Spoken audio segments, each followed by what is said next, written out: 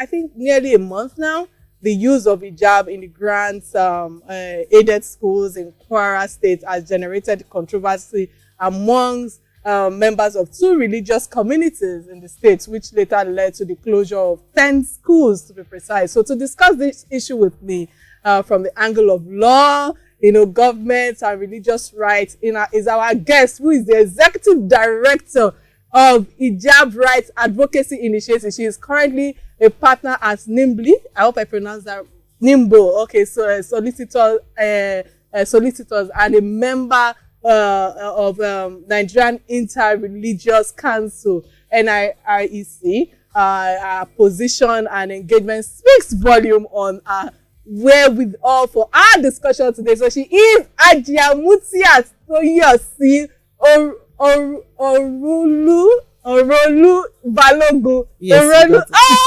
You be fair. And I'm a Muslim. I must tell you, please, first of all, give me that buzz. Now you're talking. Now we can continue. Aja, it's an honor to have you on the show today. Thank you very much, Kike. And I must say that I'm so impressed. When I see an Aja doing so well read, well exposed, I'm like, yes, you're changing the narrative. I used to dress like you once upon a time. Let me tell you, yes, growing up. When Elijah died, the one that trained me, my dad just said, hello, I've converted to Christian. So, madam, switch back. So, but it's a religion that is very close to my heart. I'm still very close to quite a number of people that my late grandmother left behind. Though they are quite old now, 90-something. I do my rights when it comes to Ileya, Abara, buy what's it called? Praying mat and the Age and the likes, and I still do all those things, And it will be funny to share this with you. Even when I'm still going through challenges, I still do my tajud. I'm telling you, when I'm going through, amazing. I'm telling you. So I am so honored to have you in the studio today. Thank you so much for creating time to be here today. And I know that today is going to be very enlightening, very, engaging. So, going straight to the question of the day. First, let's get your pulse as a stakeholder and a Kwaran, if that's what you use. Yes, I'm from Kwara. Exactly, well, that you are. How do you feel with this development in Kwara? Well, like everybody knows, Kwara State is a state of peace, a state of tranquility.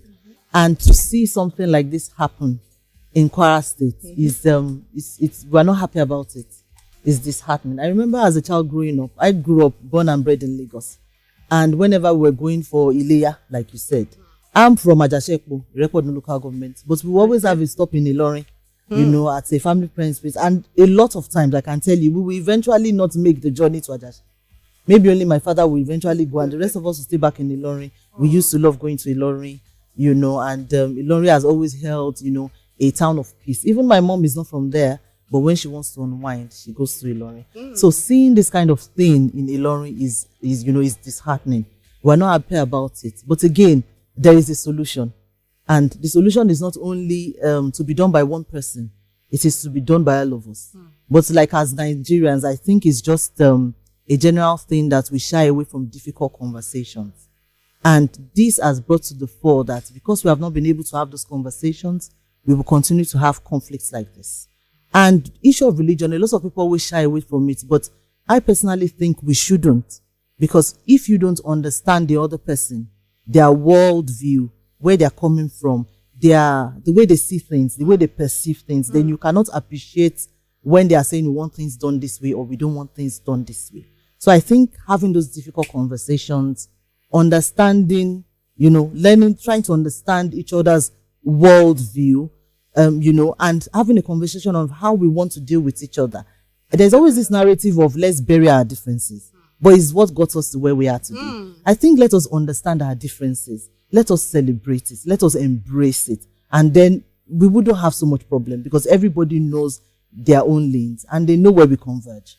So I think that is, Many thanks for that submission, And this leads to another question because it's absolutely important to know the history of a particular incident that is ongoing. Yeah. So what's the origin of this hijab crisis in Kwara State to be precise. Okay, I think, like you said, history.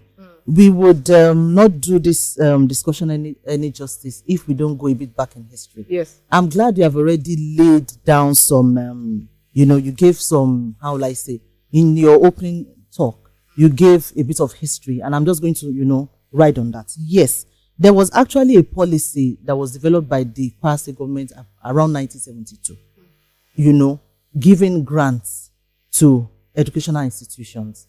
And a lot of the mission schools wrote to the government saying they wanted to participate. You understand? So because the government received a lot of, people showed a lot of interest in the 1970s. Yes, the government decided to make a law, in the 1970s to cater for people that, especially mission schools, that wanted the government to take them over, under that grant. I don't want to misuse words here, so I would like to, refer. So under a grant aid program. So requests were made by a lot of owners, of these schools, and now led to the Kwara State Education Law number 2 of 1974. Now, as society progresses, laws change, laws metamorphosize, and then this particular law that in which these mission schools, not only Christian by the way, about 150 schools, came under, or even more, I believe, came under, the powers of the government, as it were. Laws changed, over time regarding to these schools as well. And the excellent law right now in Kwara State is, the Kwara State Education Law of 2006. So this law coming into place has actually repealed the Education Law of 1974. That means sometimes when a new law comes, it might repeal in totality an earlier law, and then, just moving everybody to under a new regime. So this is what happened, over time. And then when you're talking about the laws that guide education in Lagos State, apart from the one I've mentioned, we also have the Kwara State Compulsory and Free Universal Basic Education, Cap K-12 laws of Kwara State. And then we also have Kwara State Teaching Service Commission laws, K-51 laws of Kwara State of 2006 as well. So we see that all these schools have now been kind of moved, or their status or whatever happened in 1974 has changed to now 2006. So that is it. So now, Khan went to court to say they wanted to get those schools back. You understand? And you can find out that in the narrative of Khan, they are still maintaining that they were grant-aided schools. However, in the present law of Kwara State, there is nothing like grant-aided schools. We only have private schools and public schools. And then the government defines what are private schools. Schools that are not funded by government and receive no funding whatsoever. Or grants by government. That means the converse is the case, because that law actually did not define what public schools is. That means the opposite will be the case. Any school that receives grants from the government or is established by the government, by that will become a public school. So most of these schools are actually regarded under this particular law now as public schools. Yes, in the past, 1974, they were referred to as grant-aided schools. Now, if you look at what the government was doing, it wasn't that it was just giving them money. It was taking over control. That time, determining who the teachers were going to be, the curriculum, the administration, even who a proprietor is and who a manager of a school is. The government had control, so much control over those schools, for 40 years. And it also interests you to know that the land on which those schools are built. Now, if you read the judgment of that court, I read that judgment, pali to pali. You find out that the 14th and 15th respondents are actually two individuals that representing themselves. One is an Oba and one is Alhaji Dauda or something. Sorry, can't quote. They're actually representing their families who tried to join the suit, at the High Court. They were allowed to join the suit, but the Court of Appeal said it wasn't right for them to join the suit. But this is the reason why they decided to join the suit, that it was their land in which all these schools were built on. And that the reason why they surrendered their family land to the government then was that the government said they wanted to build schools for, the community. And then government in turn allowed the missionaries that were interested in building schools to build on those lands. So those ones who joined the High Court's case, saying that, okay, if you are saying government should give you back your schools, we also want back our land. And there is a principle in law, which Plantator Solo said it. That means whatever is on the land goes with the land. Absolutely. You understand? So they too are now joining. So the Court of Appeal now said regarding these people, the 14th and 15th respondents, that they ought not to have been joined. because their issues are actually separate. The Khan is coming to the court for saying that we want our school back. Your own is about ownership of your own land. They ought to have engaged Khan or these missions elsewhere. So those ones who are saying that, if you are going to take your school back, we gave these schools because the government told us that, these people will build schools, all your children will be able to go to schools, don't worry. It was based on that premise that we gave and we also know in land law, if a government acquires a land for a particular purpose, if the government is not going to use it for that purpose, you give it back to the original landowners. All right. Many thanks for that submission. You know, listening to it, I think before I go further, let me use this opportunity to open our phone lines. Please, you can call us on 0700 923 923 923. And of course, you can send us a message on WhatsApp 0817-313-6193. So listening to you, I'm talking about government. Governor Abdulrazak of Kwara State, said that the decision to allow every Muslim schoolgirl who so wishes to wear hijab in public schools was taken in good faith. And even as he warned parents to talk to their words, to stay away from trouble, otherwise they will be met with maximum punishments prescribed by the law. So my question is it really acting by the law? Before you answer that question, I think I have a caller on the line. Hello, what's your name and where are you calling from, please? Hello, what's your name and where are you calling from? Apologies, we lost that call. Yeah. So is it really acting by the law with the statement he made? Yes, I think, again, going back to what I said earlier, our inability to have these difficult conversations. Nigerians interpret, religious tolerance to be religious reciprocity. That means I do a bit of yours, you do a bit of mine. Like you said, you do, a bit of Ilaya and all that, whereas you are now a Christian. So for you, for instance, if I'm your cousin and you come during Ilaya and do all that, and during Christmas, probably you expect me to come. And I'm now telling you, Kike, I can't come. I'm a Muslim, I don't do Christmas. An average Nigerian will be offended and say you are not tolerant. Sure. But again, that is religious reciprocity. You are basing that person's action on the fact that you did something probably for them in the past. But if their religion doesn't allow, why are you trying to blackmail them into doing that? Because you decided to probably not necessarily compromise yours, but you took your own independent decision to do that. You understand what I'm trying to say? So Nigerians mix up those two concepts. We only want religious reciprocity. My auntie is a Muslim. I went to her house. I covered my hair. So you too, if you are using hijab, if you are coming to my house, my father is a pastor, you have to remove your hijab. No, that would not. Then somebody like me would rather not come to your house. You understand? And then that doesn't breed love. But if I say this person is a Christian, like most of us, we know, we always have Muslims and Christians in our families. I have aunties. My mom is elder sisters. All of them are Christians. And we all know where we know our lanes. We know where we merge. You understand? We know where we merge and there is no issue whatsoever. So we must have these conversations. Then what the governor did, back to that question, it is not wrong because the Section 38 of the 1999 Constitution as amended has already stated clearly. Everybody has, right of freedom of thought, conscience, and religion. Is merely just echoing what is already there in the Constitution. You understand? And then to look at it critically, now you are not a Muslim. Probably he is not a Muslim as well. Yes. Me wearing the hijab in this your studio, has it in any way affected your belief as a Christian? Absolutely not. Or if you want to practice your religion as a Christian in this space in which we are seated, does this hijab on my head affect that? Nope. Exactly. That is what we should be looking at. So the government was just merely echoing what the Constitution says and what several court judgments. Please kindly hold your thoughts. We have another caller on the line. Hello, what's your name and where are you calling from, please? Hello, Kike. Good evening. Good evening. Good evening.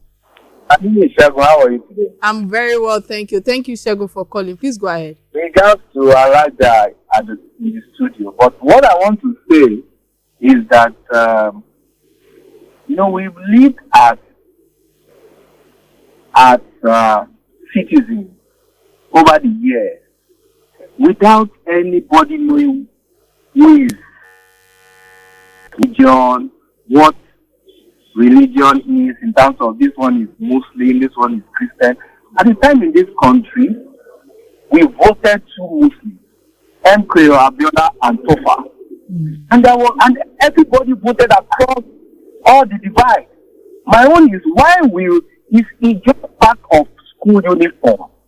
When we were growing up, Kike, you can speak to this.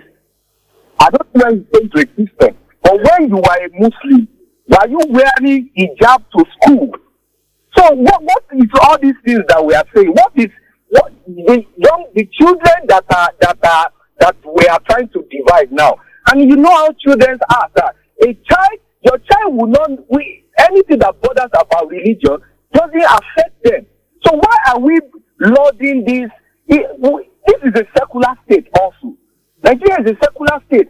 Yeah, if Hijab is school uniform, it's not. And I really can agree with a lot of things that is saying, because at the end of this, it's about compromise and how we can live together as unity. Yes. You know, I think this leads me to when I was actually in secondary school, and I was in a boarding house, and for some reason, the mosque wasn't ready at the time, even though we could pray anywhere. But our principal felt that after Muslim praying, they're always roaming around and the likes and all of that, and made it compulsory for all of us to, you know, go to the church area, to the chapel, to just stay there. From there, I picked interest. From there, I became a choir mistress. From being a choir mistress, when I get back home, Alaja will say, "Oh yeah, walo shadura," you know, and I could easily switch to both. Yes. So, but if I may just address what you said and what Shegun said, yes, change is constant. Exactly. And then when he's saying that, like everybody said, we want to be the same and all that, why can't we be the kind of my the same? Not you're the same. Let every child wear. You understand what I'm trying to say? I agree with you. We have Let's another be the call kind on of the my line. the same, not you're the same. Yeah. Exactly. Hello, what's your name and where are you calling from, please? Hello? We lost that. So you understand. So what Shegun was saying, things evolve, things develop. Somebody like me, you look at my bio, I went to federal government colleges. Federal government college, and federal government girls college, Oyo. It will interest you to know that when the government was establishing these unity schools, it did 2 sets of uniform. Exactly. One that had the hijab, one without the hijab. A lot of schools didn't used to wear it, and I'm sure you even tell some people that went to federal schools and they'll be looking at it as if it's not true. So when I was in FGGC Oyo, I had started my advocacy from there as a secondary school girl. When we met the principal, she said, "Okay, you're set to not wear." We got the very first prospectus of the school, which showed that hijab for Muslim girls, non-Muslim girls should wear the beret. And based on that, Mrs. Iyo Badabaneji, she accepted. Only that she said, "I will not take trousers because youth students will abuse it." From the next session, people started to wear their hijab and they're wearing it till today. So people saying that we are dividing, how is it a division? Okay, so I think, okay, all right. Hello, what's your name? Sorry, what's your name and where are you calling from, please? Hello, my name is Tony. I'm calling from Ikeja. All right, what's your contribution on the show today? Please, I want to ask sincerely, this school, does it not have a school uniform? You mean the 10 schools? Yes, they do. In Ilorin. Don't they have school uniform? They do. So why would the issue of hijab come in between a school uniform and a school for goodness sake? What kind of government and country have we found ourselves? Very administration, very entering. Nigeria has division at all fronts. Nepotism and the religious life, tribalism, I don't understand. So, can they stick to their school uniform? All right, many thanks for your contribution on the show. You know, this leads to another question that I would like to, get your opinion from. What do you think is motivating the state government in this direction when previous government never acted like this? Yes, I think the government is a government that listens to the people. Okay. And there has been, just like when we went to school, we sang in the choir as well. I sang in the choir as well. We bought Bibles, SOP. Interesting. I can tell you, I can even sing offhand. Tell me to write, if somebody wants to have a Christmas carol, I can lay down songs from my head that I learned as a child. Now, a lot of Muslims are getting educated and we are reading the Constitution and we know we have these rights. A lot of people are saying, don't these schools have, uniforms? Yes, they do. But the uniforms are not set in stone. They are not revelation from heaven that cannot be changed. If, for instance, climate change comes to Nigeria now and it starts snowing, are we going to say we're not going to wear winter jackets, Kike? Oh, no. Of course we will. So things are changing. People should just accept that. All right, please kindly hold your thought. We have another caller on the line. Hello, what's your name and where are you calling from, please? My name is Edith. I'm calling from Ikoyi. Okay, Edith, what's your contribution today? I have a question for the Alaja. I'm here. She's here. She's all ears. I did my NYC at Sokoto. Okay. East to be precise, at Sokoto. And there in Sokoto, Christian girls were compelled to wear hijab in schools. Some some were private schools, bigger girls, government girls, Arabic schools. Some were public schools, but Christian girls were forced. You don't get into the school without a hijab. Now my question is, why didn't that cause any problem then? Why were we not saying that, why were Christian girls being forced to wear hijab in schools? And you made a mention there in the studio that if you wear hijab in the studio, does it make any difference? Now my question is, if you also pull off the hijab in that studio, would it also make a difference? Oh, it's a big sin, a major sin for me, my dear brother. Edith, it is a sin for me. And if I die, for you to understand, if I die, they bury me in this hijab. Even if you are not wearing when you are alive, as a Muslim woman, when you die, you are buried in the hijab. So that's the answer to the question. But yes, it is wrong for you to compel Christian girls to wear hijab. I say it with all sense of sincerity. The Constitution says you do not force a person, Section 38, force a person to partake in a religious activity that is different from his own. What I know, and from some pictures I have seen, for instance, the Ansar-ud-Din school in Ilorin, you can see that they wear hijab. They were wearing purple hijab and grey gown. There was a particular girl I saw in one of those pictures. She was putting on a beret, and they told me that was a Christian girl. And this is Ansar-ud-Din school in Ilorin, this same Ilorin you are talking about. So the fact that Christian girls are being forced, it is wrong. And then because some people are standing up to fight for their rights, does not mean that those that decided not to fight for theirs have a justification. You understand? If I am a Christian and I'm in that place, I would fight for the right that my child should not be forced to wear the hijab. Many thanks for that. Yes. We have another caller on the line. Hello, what's your name and where are you calling from, please? Mecca from Surulere. Okay, what's your contribution? My advice to the Christian schools is that they should have understood our Muslim brothers and that they are always prone to violence. If it's a Christian that are banned from entering the schools, no one will be throwing schools and breaking mosques. That our Muslim brothers, they preach their Muslim with violence. They should have understood that and allowed the supreme dog lie. All right, many thanks for your contribution. Thank you, Adrian. It's really edifying to have a Muslim figure on the show today, and of course a beautiful one at that. I'm actually scoping her because she has a good skin. Can I chip that in? Just like we were saying earlier. So my next question is, do these schools in question belong to the government or the missionaries? Okay, we have another caller on the line. So we are not going to talk today with all this calls. Hello, what's your name? Where are you calling from, please? Yeah, my name is Petros. I'm calling from Atanda-owo area. Okay, what's your contribution on the show today? I have listened to your guest. Okay. One of the greatest challenges I have with this country is that Nigeria is built on lies. And we look for one lie to cover another lie, to cover another lie. That is what has led us to this way. If the government gives grant, for the fact that you gave grant to schools, making an undertone that in the near future they will take it over from them. I'm sure those people who have collected the grant. So please, in schools, I grew up in a Muslim community. I have a lot of Muslim friends growing up. We never had a fracas of, you are a Muslim, I'm a Christian, I'm a pagan. But today, that is the order of the day, because some religious leaders are instigating the youth and the children against themselves for their own benefit. So it's not compulsory that because if you are a Muslim and you wish to wear hijab, you wear hijab. Life is a matter of choice. God Almighty, who created heaven and earth, created you and I, gave us free will. If you say you don't want to serve God, God doesn't even have problem with you. He will not kill you because you say he's not serve. So why we human beings now take that as a right, that because it's a Christian school and everybody must wear hijab because the law says you wear hijab. Meanwhile, the law did not say that everybody must wear hijab or wear beret. All right.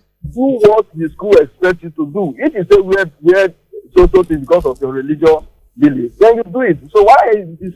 All right, many thanks for your contribution. We'll go on a quick break and return after headline. But first, a word from my sponsor. Do not touch that dial because it is hot right now on Inspirational FM 92.3. We have a beautiful Elijah in the house showing light to a lot of challenges we're facing. We'll be right back. If you are just tuning in, this is Real Talk with Kike, and we have with Adrian Mutiat Orolu Balogun. I pronounced that right. Hey, Sandy, you're supposed to give me shekere of life. I always bother people's name.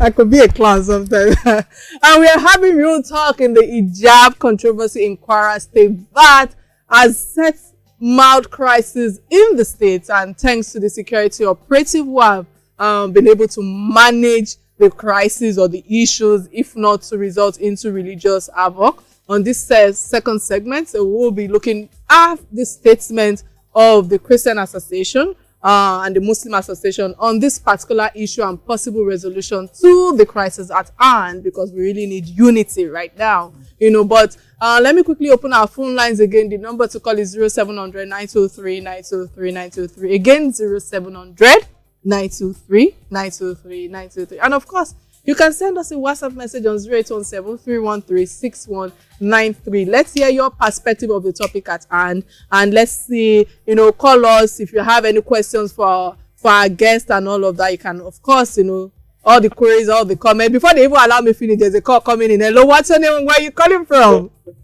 This is Mark. Okay. What's your contribution on the show today? Greta, yeah, is there. Good afternoon, now, sir.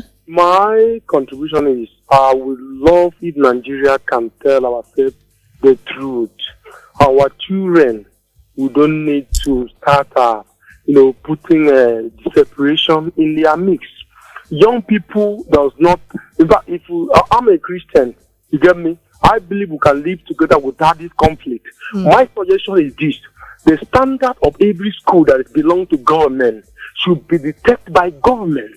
The people in charge of school should tell themselves the truth and present a standard that whether the senior principal or whoever that they transfer to that school, any religion they belong to, you should maintain the standard of government to avoid this thing. But if it's a private school that is a Muslim school, before you send your children there, you must make sure that you have to cooperate with every rule and regulation. Likewise, Christian. But if it belongs to government, we should not bring the separation and cause conflict between our children. All right, many thanks for your contribution on the show today. I think we have a message from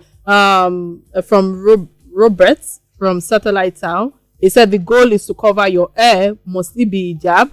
That's a question for you. The goal is not to cover. I think that's a general misconception. The goal is not to cover your hair. The hijab has specific places where you ought to cover. Cover everything except your face and hands. Actually, that's the minimum. But we know because our children need to go to school, they need to wear the uniform. Hence the reason why even we, the Muslims, are compromising, what they are wearing to school is not 100% ideal if you look at it. But it's just, that shoulder length hijab. And it's fine because they are still young, they are still students. And people need to understand that these schools are public schools. You understand? A lot of people are saying grant aided. No, I think the missionary knew what they were getting into because it was actually spelled out. And I don't think the government in 1972, maybe the government did not realize a lot of people subscribed to it at that time, but they had all the terms and conditions and they agreed. And these schools have been managed for over 40 years. So now that maybe the court of appeal case was lost by Khan, and then this started to happen, and then a lot of people point accusing fingers of violence. I don't think if those schools were locked, preventing children from entering, people would have the opportunity to throw stones. I'm not justifying anybody throwing stones, but it takes two to tango. Now look at a school in Illinois, Bishop Smith.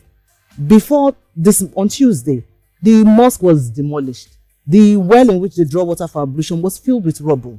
So now, where's the violence coming from? I'm not pointing fingers, but the thing is that, going back to what I said earlier, our inability to have these difficult conversations. If a little girl wears hijab, what does it affect?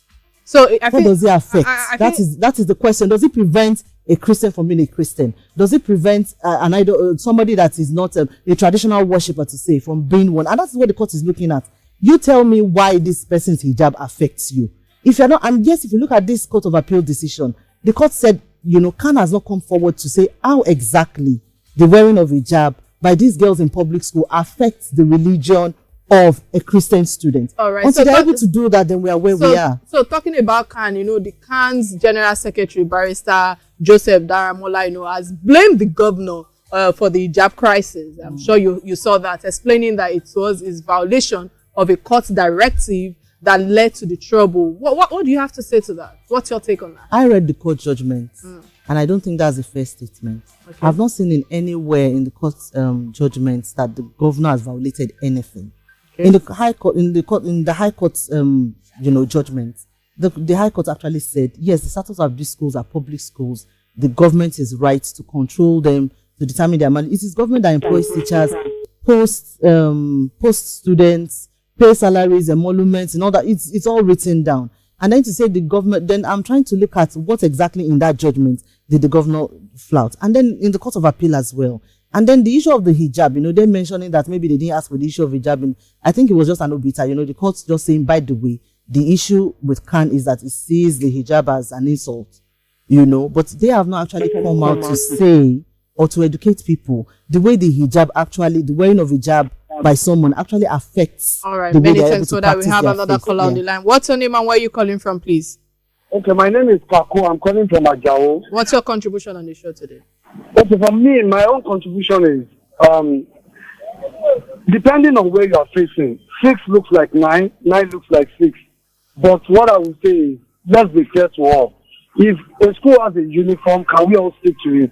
So that somebody does not wear sutana to school tomorrow, and a babalawo son does not wear to school. Many thanks for that submission. I need to address that. Yes, I think that's the common narrative when people say they want to wear the hijab. That's okay, they wear sutana. They will even bring the issue of Osun State, where some people wear sutana to school. Go to Osun State today. Who is wearing sutana to school? I know. Who is wearing kara robes to school? Who is wearing, the traditional outfit to school? Now, this is it. Muslims have other ritual uniforms that we don't wear. For instance, the Iran we wear to Hajj. Men wear those, it looks like a towel. Yes, true. Now, if a Muslim man comes out and say, I want to be wearing a ram to work, even we Muslims will be looking at him as very ridiculous, because this garment is only meant for when you are performing the rituals of Hajj. So now let's look at the sutana, the Kwara robes. Now you are a Christian, even if you are going to maybe a white garment church as it were, you are not wearing, nobody's making it compulsory for you, but you don't wear it to work. But the hijab has to be worn by a Muslim woman if she wants to step out of her house. It's not that we are singling out the schools to say we want to wear it to school. We are wearing it everywhere. When we die, like I said, they bury us in the hijab. Oh yes, my late grandmother was buried in hijab too, so I can relate to that. So the Muslim rights concerns MURIC, as one that it would not fold its hands and watch Muslim students being persecuted in Kwara State, and they said that the Kwara is a predominantly Muslim state, advising missionary schools owners to take their businesses to River State, so to speak. Is this not a biased statement and a violation of the law, Ajia? Yes, to be frank, I would say with all due respect to Professor Akitola, he's like my dad, let me just say, but it is not correct to say so. Okay. Nigeria is one entity, one constitution. Everybody has the right, Section 44, to have the right to immutable property anywhere. So even if a place is predominantly Muslim or predominantly Christian, any other person practicing any other religion within Nigeria has the right to do so, manifest, to teach, to propagate. So whether you're Muslim or Christian, it doesn't matter if Kwara is a Muslim-dominated, it doesn't matter, even if they're a minority. All right, many thanks for that submission. We have another caller on the line. I'm sorry this will be my last call today. Hello, what's your name and where you calling from, please?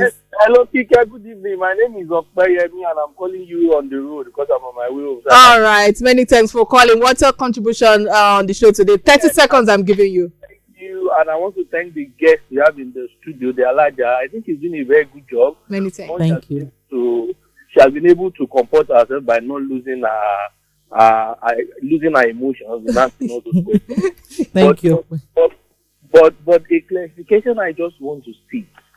What makes a Muslim? Is it in what you wear or what you practice? All right, many thanks for that question. Okay, what makes a Muslim? Total submission to the will of God. And God has mandated Muslim women to wear the hijab. So if you don't wear it, you are not submitting totally to the will of God. It's just that there are some religious practices of Muslims that have to be public, and we accept it that way.